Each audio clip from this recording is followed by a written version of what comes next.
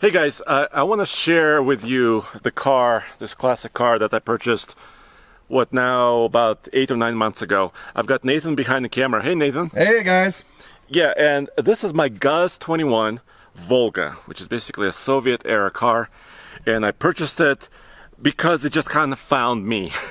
My grandpa, as I said in the previous video months ago, my grandpa had a very similar version of this car. His was silver. It was almost the same year. This is the 1965 model, technically. And then my friend Charlie from Charlie's Garage in Boulder, Colorado, calls me up and says, Andre, I have something that my friend is selling. And he sent me a picture of it. And I couldn't resist. I couldn't resist. Remember that day, Nathan? I remember that day, and I remember thinking that you were nuts because you already had something from the Soviet era, which was a van. Yes, and I still do. But this, now we're here at Tumbleweed Ranch, and I've invested not just the purchase price of this Volga, but I also put in almost $2,000 of money into it to get it into the running order. What is that? That's a Mercedes, and that is Moto Man. Hello, Andre. Moto Man! I heard you got something new.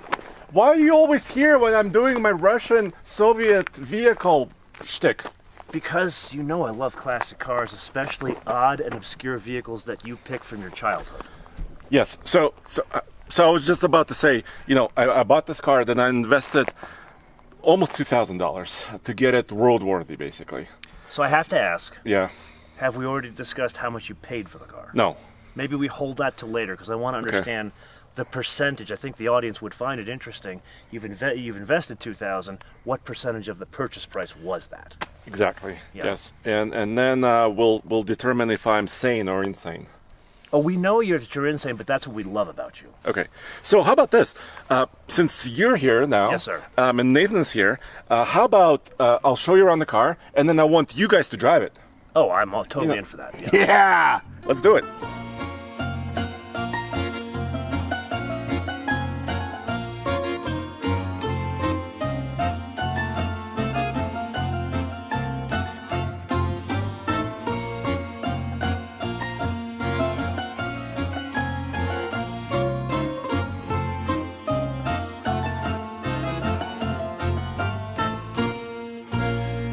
Okay, so Andre, I'm fascinated about this, but I think we should add some context. Okay. You know the history of these. Why don't you share some of the history of how these came about? Yeah, so obviously, where do we begin? Let's begin at 1917, right? Let's begin at the Second World War. My goodness. After the war, of course, the world is in disarray, right? But it was still the competition between, the West and the Soviet Union and the different powers, of course. And so the Soviet government really wanted the car to compete against the Americans, because the Americans started building, the 64 Mustang, and the cars that preceded it. That was insanely important and huge. So this Volga is a kind of a premium machine in that space, because there was also like the Moskvich, the Zaporozhets, Ladas, and Zhiguli. And give us an idea of size comparison. Everyone knows a Lada. Yeah. The difference in size between this and a Lada. This looks tiny compared to your new Mercedes. Yeah. But this is actually one of the biggest cars that they sold that was made that year in the Soviet Union. I've seen that engine before. I don't know if you ever recognize it. I can certainly smell it, but I recognize that engine. Again, a connection of our past, because I grew up on Buicks. Yes, it's a Buick V6, my friend. So, from the 70s. From the 70s, okay. Yeah, so it has a Buick V6. Can you smell that, Nathan? I love that smell. It actually smells wonderful, I'll be honest Yeah, with you. no, it's really just a does smell light good. burnt oil, but not too bad. I think we should put this in your garage, and you have like Odu to Andre garage. So it originally had the straight four, and the engine and the original transmission and the original rear axle are in my garage. So I have numbers matching engine, transmission, and rear axle. Were they that forward thinking? Where they actually matched the numbers? Yes. The Volga company did? Yes, I cannot show you the number on the engine right now, but I can show you this. Nathan, can you zoom in on the firewall? Yep. So Motorman, check it out. So the top number is 21P. So it's a GAZ 21. P is a kind of a submodel. Then the engine number is below, and then the chassis number is below that. So, important question. Did Volga, the people who manufactured this car, were they making their own engines and transmissions? No, the engines were at a different factory. They were shared with like Buhanka van, right? So like your vehicle. Yeah, so that 4-cylinder was kind of ubiquitous. Like many different vehicles used it. But the manufacturers of the vehicle itself, the GAZ factory, was separate from the UAZ factory. And were these factories controlled by the government? Yeah. So they were owned by the... This was a state-run concern. So, and they made a few V8-powered vehicles, Volgas, for the government. And then the civilian version had the 4-cylinder. And when did this first start, when they first started manufacturing these vehicles? I think 61-ish, 61, 62, if my memory serves. And how long was the run? Yeah, to the late 60s. So it wasn't a very long run, and they didn't make a ton of these. I mean, they made on the order of like 20 or 30,000 of these. For the entire run? I think so. That's nothing. Yeah. So give us an idea here. We've got an interesting radiator. Show us about the radiator. Yeah, so check it out. So you see this original radiator, because a lot of people said, oh, you have a Buick engine, you must have a Buick radiator. No, the engine is a Buick, but there's some Russian writing here. But check out the radiator front. Russian writing there. So it's kind of like these hybrids today where you have the efficiency where you can open and close the shutters. Yeah, but it's just not automatic. It's mostly done for Siberia. So you close it off in a cold climate, right? So you don't freeze the engine, basically. Okay. Here we go. Oh, wow. You realize that you started it happened quicker than when Andre started? Of course it did. I love old cars and I'm older than Andre. The smell of nostalgia. Okay, Mr. Fertig? Hello. This is good, yeah. Hello, sir. We are going to try your new car, your new classic car. All right, so you got the air conditioning? Yeah. Hold on. Yes. Okay, let's move. As they say back in the day, 255 air conditioning. Okay, all the way down for first gear, yeah? Yeah. All right. You gotta rev it a little. Now, why is there a screwdriver on the transmission pump? It's to open the glove box. Glove box has a button. Yeah, but it's sticky. Yeah, so guys, it has new brake lines, brand new tires, redone drums. It's got a brand new fuel pump, brand new spark plugs, distributor. It's basically a brand new car. So that was the entirety of the $2,000 you spent thus far. And tires. Yes, exactly. And then the door here, as we are driving down the road, I can feel the door rattle in the door sill. Well, you didn't close it hard enough. You gotta slam that thing. Okay, let's play Jeep. Oh yeah. Oh no. No, it's still the same thing. Oh. So this isn't a user error. This is a build quality error. Well, it's also an old vehicle. Yeah, but 63 Chevys back in the day didn't do that. So if you can tell. As you can tell, it's really comfortable on this gravel road. It's not bad at all. Actually, the ride quality is pretty good on this non-pavement. I'm going to make a right and head out towards the pavement. Yeah, let's do it. Because I'd love to get some high-speed action here. Yeah, we're about to hit the Autobahn in a minute. Oh, we got a Kia. You realize the Kia is about the same size as this vehicle? And it outpowers it. No joke. Like both in length and height. Okay, then up and over, right? Up, away and down. Yep. There we go. See how easy that is? Smooth as a baby's bottom. Not my baby's bottom, because my kids always had like chunk. Forget it. But it nice. So how does it deliver something power? Rattling. What is the rattling? That's the door. That's this. There's a couple other rattles I think that might be coming out. See, this is why it only has one seatbelt, because you could fall out on this side, where that side you can't fall out. Me not having a proper seatbelt is a safety thing. You see, if I hit something, in order to prevent the steering wheel from going into me, I go through the windshield. So instead of being impaled, your face will be ripped off, and that's how you'll meet your death. Yeah, you think that's safety glass? Something tells me no. Okay. So that's even better. It could actually decapitate me. Now, why don't you explain the road surface we're on right now? Yeah, the best way to describe this is that it is a pressed dirt road surface. So there are some rocks, and it is a little bit on the rough side for your average car. But I will tell you that the ride itself is kind of floaty and quite nice on this surface. Way better than when I was in a Beetle on this road. The ride quality in this is surprisingly good on broken pavement. Yes. I'm kind of shocked. Well, that's what it's built for. Well, back in the day, what were the roads like in the 60s and the 70s? Well, in Moscow Russia? had paved roads, but nothing else did. Here we go. Bump. Oh, wow, like All right, glass. give it hell, Nathan. Give it hell. Okay, puts all the way down. I'm going to hold the door closed. Okay. Chuck Yeager breaking the sound barrier. How fast are we going right now? It's 60, 80, 60, 80, 60, 80, 60, 80. That's kilometers. Oh, okay. All right, go into third gear. And that is straight up? Yep. No, away and up. Weighing up. Okay. I'm a little afraid we're going Okay. downhill. Okay. Oh, I felt a lot of movement there. So what are we at? 70 kilometers an hour right Yeah, that's I'd about say it's 40. about an average as it's doing this. now? Okay, 70 kilometers an hour. I feel like we're going 140 miles an hour. I think it's smooth as hell. No, the ride quality is smooth, but you have the sensation of feel like you're going fast. Yeah, and that I think it has to do with the fact that death is imminent if we hit anything. Especially for you, because I've got the seatbelt. But the fat guy, I should be able to handle it. Hey Andre, this Yo. thing drives great. You did a good job so far. This thing is driving pretty good. Way better than when Roman had to push it into the garage. Oh yeah, thanks to Roman, we got that done.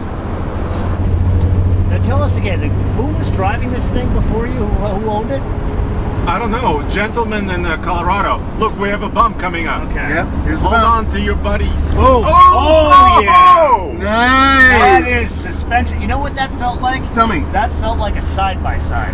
The travel that they Oh have yes, with it was like a Fox shock. Yes, Fox exactly. shock. Yes, like we saw on the Toyota in Texas. Yes. By the way, dude, this is the original color right here inside. So what did you do here? Is this something where it's just faded, or someone tried to paint it? I think it's just faded. Just it's faded. faded. So let's close this. Now, talk us through the design here, because there's a lot going on here. To me, it looks like a combination of 50s Fords, 63 Chevys. Where did this come from? All of the above, because I think what the Soviet designers were doing, and they were kind of trying to take the best elements of their designs that they've seen before and incorporating it. The original Volgas had a big star. The first Volgas had a star in the grille, and the grille had like a horizontal element. But then later, like this is a slightly later car, they went to this kind of waterfall grille. But And that still, comes directly from a 63 Chevy. Like that's where it looks like. this? No, this looks like the exact same kind of shape that they had in 63 Chevys. Yeah, the yeah. small ones, yeah. In fact, when I was driving, I got a couple of waves from people who I think thought this was a Chevy. And then you see this? Yes. The Impala. It literally is Well, a Russian Impala. Well, yeah, it's a Russian Impala though. It's a little faded, so. And then look at the roof line. That is definitely the Ford aspect of it. Yeah, and the 56 side, Ford, and the side. yeah. Look at the profile.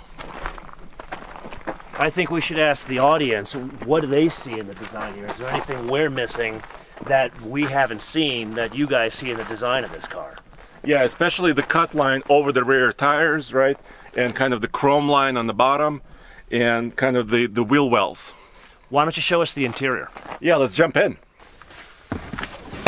Welcome. Oh, it's a little dusty here. I apologize. I did vacuum. Well, that's part of the charm of a classic car. I'm sorry, so don't mind this. This is a little loose. Well, luckily, I don't have to look at the car to drive it. Okay. So what does this remind you of? I mean, there's still a lot of Ford and Again, Chevrolet. 50, to me, this is all 50s Ford, especially the steering wheel as this thing starts to come down again. And then look at the binnacle here. That is like front directly from 50s era Fords. Yes, totally. And it says, this is Volga, so this is Cyrillic, obviously. Oh, you should probably share what is the Volga? What are they naming it after? Yeah, exactly. It's one of the biggest major rivers in the Soviet Union and now Russia, Volga River. I don't know a lot about this radio. Does it work? No. But it also, it may just play propaganda. I'm not quite sure. Well, you know, it's probably useful in today's day and age. You probably get a drop on everybody now. So do you know what this is? A D, letter D. Okay. This is obviously C, S. And this says ooh. Ooh. Ooh. Ooh. Not like Y. Like an umlaut in German. Yes, yes. So, and this is VOLGA. So Volga. Now we have here masla. You see this? This is oil. Vada. Vada is water. Benzene. Do you know what benzene? That's fuel auf Deutsch. It's the same word. Yes, yes, yes. And then finally, ampere. Ampere. Oh, amps. Yes. Oh no, it's That's French. Au pair. That's what you get, like someone to clean your place, right? Like a student. So, no, that's in a Chaika you would get that. Oh, damn. Every Chaika came with an au pair. I just gotta figure this out. Entschuldigung. Now, is it a manual or an automatic? It's a 3-in-the-tree manual. Lovely. So I will have to say there's an interesting design touch, like tactile feel. Notice this is the metal of the car, but it has a padded dash, and it actually is a kind of a high grain vinyl. Like remember MB Tex back in the day? That's what it feels like. And then the headliner is pretty nice. We have a light. Does it work? No. Okay. And this controls. See this plastic also? Yeah. This is the original plastic that's disintegrating. Oh, that's the antenna? That's the antenna, and it's disintegrating in real time. So I guess we won't get the propaganda. And it's really literally disintegrating. it is Yeah, it's snowing in September in Colorado. So I wouldn't. you know what I want to do, Motorman and Nathan? Yes, sir. I'm gonna 3D print some of these pieces. I think it's possible to find some of these and 3D print them. Now I will have to say is this as far as the seat goes back? I think so. Yeah. Now, one thing they can't see, and I don't really want to show them because it would mean going between your crotch, the adjuster for the seat, it's the size of a shifter. It's like the the side shifters on a motorcycle. We'll show that. It's like that, and then the foot room is not great. I would say probably back in the day Russians were shorter. Was that the case? Well, I don't know. Peter the Great's army, everybody averaged over 6 feet. So then, So Nathan, how comfortable are you? Can you show your legs? Yeah. So I'm 6'1", and I have plenty of space back here for dissidents to be thrown on the floor. And actually, it's nice and flat. The tunnel's there. You can see it right there. Yes. But it's not too bad. Headroom is actually really good. Headroom is great. I have excellent headroom. Altogether, I'm actually more comfortable in the back than you guys are up front. So well, that's being it's going to be your last moments. That's why they want you to feel good. Well, yeah. Lure you into Although a this is sense of- actually this is I know you're joking around about the dissidents. This is not the dissident vehicle. This is the party vehicle because apparently it comes fitted standard with vodka. what? Yeah. How did that get there? From Breckenridge, Colorado. which is a real thing. This is real vodka. Yes. Okay, well, that's how the car is powered. Am I correct? Yeah. It adds octane Okay. to the car. that helps it drive. Okay, that's So great. and then the wipers are here. Oh, let me start this. Do they work? Oh yes. Yeah, they work Do you great. hear this sound? Yes. Fuel pump? That's a fuel That's pump. a fuel pump. Yeah. And it's really brand loud. new. Okay. Oh, where's the blankie? The blankie disappeared. Sorry. Just moved it because he wanted to destroy your seat. Oh, I need to reupholster. You do. Okay. Oh! I already primed Fires it for you. up immediately and purrs like a kitten. It's a Buick. It's a Buick. Wouldn't you really rather have a Buick? You know, honestly, I love weird cars. Very delicate with a signal. Very. Oh, you didn't point this out. What? Whether you are going right or left, there is only one indicator showing you that the blinker is on. But at least it tells you it's on. Why do you need one on either side? That's decadent. So it's back Okay. and No, down? wait. No. So Go up. Up, That's neutral. right, So then shake it towards around. you, and then towards you and Towards down. you and down. towards me and down. Yeah, That's and, first. and you shouldn't Okay. have to force it. It's pretty smooth. Yeah, Okay. you have to be gentle with it. Okay. That's what she said. It needs gas to really move. Lots of gas. Oh my god. Oh my god. The clutch engages literally at the top of the travel. Oh my god, you're accelerating. Okay, And we got remember, this stop is a sign. one-way stop, so So why don't we let this guy turn around, pass us, and then Actually, we'll it's a turn around. four-way. It's a four-way. We'll let these it? guys go, and then we'll do a Please U-turn. Wave to them.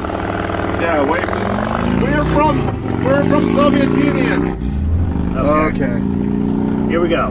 Let's see the turning radius. Oh boy. It does not have power steering, but you know what? It's still somewhat light. I gotta tell you. I'm so glad I got this door Oh closed. boy! Oh! That is a big steering wheel. Well, who needs power steering? Up, over, and down into second. Yep. It's smooth. It goes right in. It should be no problem. I gotta say, the transmission works pretty well. Yeah. I'm surprised how well that engages. Other transmissions of this vintage don't work quite as well. I agree. And sometimes you have to double clutch in order to really get them. Yeah. Okay. Are we gonna tempt fate and go to third gear? Yeah, third gear's a breeze. Okay, so to give you an idea, we're at almost 70K, and we're gonna switch up. And notice, the engine isn't labored going 70K. No, it seems so we're about 40 miles an hour. Yeah, I would say that. So let's go up. There you go. That's okay.